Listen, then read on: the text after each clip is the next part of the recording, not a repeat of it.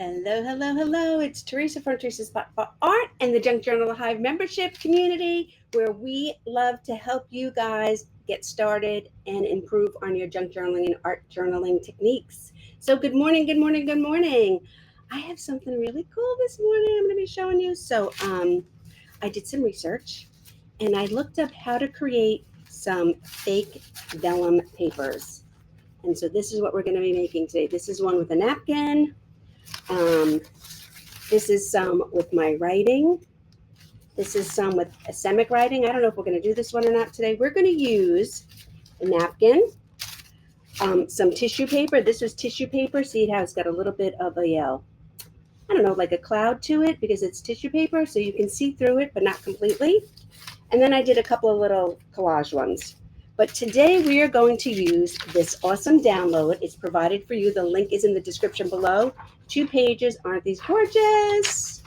And then I have some, really fun tissue paper and a couple of little napkins. So I'm going to turn you guys around and we are going to get started. Okay, also with your download, with these 2 pages, there's also a supply list of what you need that I have in this little squeeze bottle here. I'm going to take this, I'm going to put it in so I have this little condiment cup. I'm going to take some of my mixture. Now this is a mixture of 50% Elmer's glue all, 50% Mod Podge, and then honestly a little bit of water. 2-3 tablespoons of water. You put it into your condiment bottle and you shake it up. I'm going to put it over here so I can use my soft brush, and we're going to get started. First thing I'm going to do is this really cool tissue paper. I'm just going to cut a piece off of it. I like to work in, you'll see with this PDF, the PDF is 4 designs, half sheets. So 1, 2, 3, 4. I feel like it's easier when you're working with vellum. Vellum is just ephemera to add to your art journals or as a background. And I feel like half a page, 8.5 by 5.5 is plenty to do these on. If you wanted to do a whole 8.5 by 11 page, you can. Totally up to you. I think I'm going to make this into 2 squares here too. What I have on my counter or my workspace here is plastic coated freezer paper. That is also in the supply list. This is Reynolds brand. You can get any kind of brand you want as long as it is plastic coated so your art peels right off. So let's start this one because it's in the middle and I'll just keep switching around. All right, I'm going to take my brush and my mixture, and I'm literally just going to start adhering this to the freezer paper. So we're not Mod Podging it down to the paper. I didn't put a layer of Mod Podge first or this Mod Podge mixture with the Elmer's glue all. I'm just putting a coat of it, over the top. That's why it will move because we're not Mod Podging it down. Now be careful. You want to avoid wrinkles, but you know what? It's junk journaling. So if you get some wrinkles, it's fine. I am brushing from the inside out and I'm covering the whole thing. And I'm just going to use up as much of my freezer paper as possible. I like to do this stuff in batches. Another one down here. So when I'm ready to junk journal, I could just go into my stash. I'm going to hold this now. I can just go into my stash and pull out what I need, the colors I feel like for the day, whatever mood strikes me. You can be a little bit more aggressive with your Mod Podge with tissue paper and copy paper. You do have to be very careful with your Mod Podge when working with napkins. They're very thin and will tear easily. Okay, so I'm going to just move this one to the side for now. I'm going to come here. So I have 2 napkins out, a couple of pieces. So I have this one that's already been separated. So we're going to use that one. And then I have this one. I thought this was fun. I was in a napkin exchange and I got a bunch of really cool napkins. While this is probably not my style, I thought it would be cool to show you guys something with this. So I'm going to just cut off this quarter. of the napkin. All right? And put that aside. Then we want to, let me use that one, separate our plies. Some napkins are 2-ply, some napkins are 3-ply. You can tell, pick a corner and separate. You can tell if there's another ply, by how translucent your art is, okay? If you get to the printed art side and it's pretty translucent, you got all the plies. If it's still a little milky and you can't see the colors as vibrant, there's probably another ply of clear under it that you're gonna have to come up here and find and peel back. Okay? I'm going to cut this out, and I'm not even gonna be careful about it, because when we vellum napkins, because the paper is so thin, this is basically going to melt away and be clear. I don't know. It's going to look like this. So on this piece of vellum here that I made, you can only see the writing.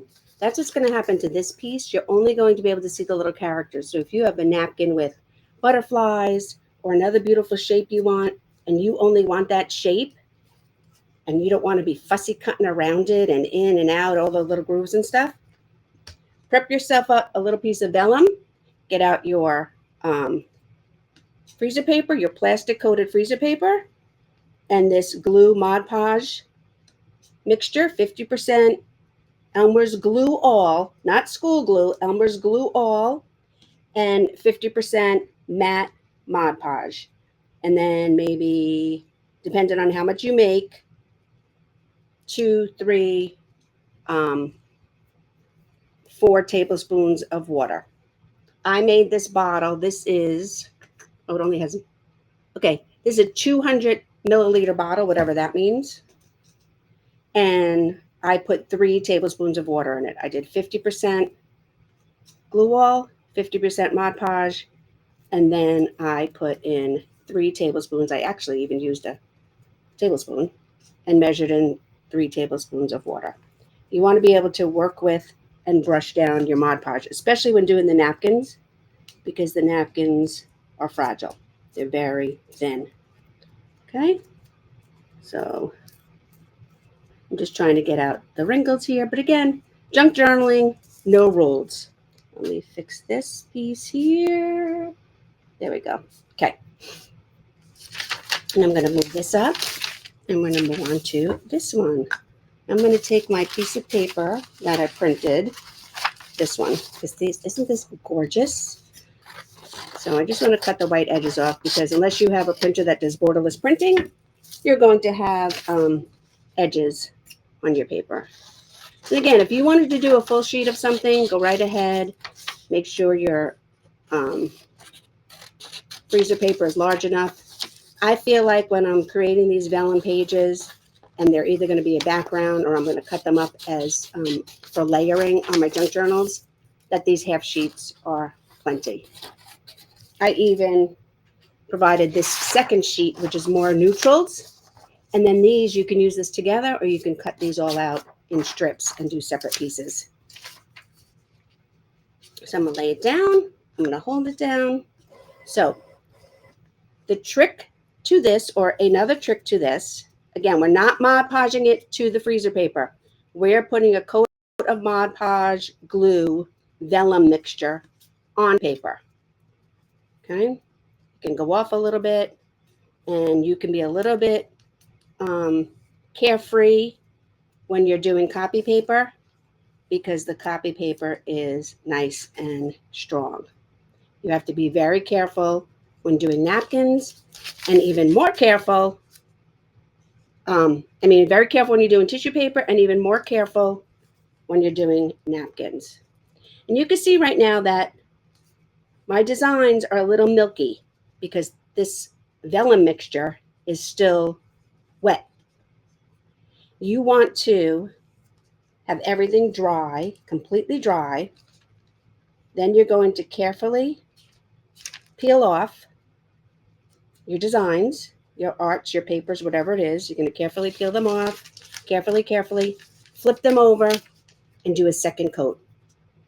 Sometimes with a napkin or tissue paper, you have to do 3 coats, but that's up to you. That's whatever consistency you want, how thick you want your vellum to be. It's totally up to you.